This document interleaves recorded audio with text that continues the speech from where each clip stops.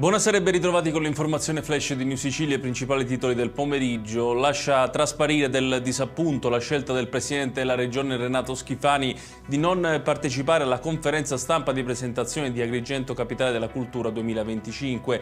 Pare che il Governatore non sia soddisfatto dell'organizzazione e che stia addirittura meditando ad un commissariamento.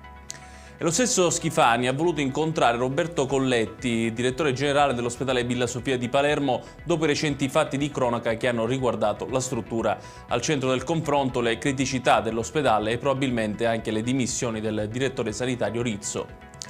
Resta in carcere Calogero Michael Romano, il ventenne fermato dalla polizia per aver ucciso 4 giorni fa con colpi di pistola in piazza Palestro a Catania il 21enne Giuseppe Francesco Castiglione, nuovo fidanzato della sua ex compagna, dalla quale aveva avuto un figlio. La procura ipotizza i reati di omicidio volontario premeditato, aggravato e porto e uso di arma da fuoco clandestina.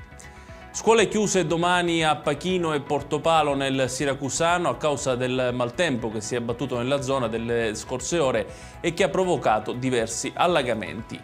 Chiudiamo con il meteo, anche la giornata di domani sarà contraddistinta da cieli nuvolosi e piogge su tutta la Sicilia. I rovesci dovrebbero essere di modesta intensità, ma la Protezione Civile ha diramato l'allerta meteo gialla su tutto il territorio regionale. Le temperature subiranno un lieve ribasso.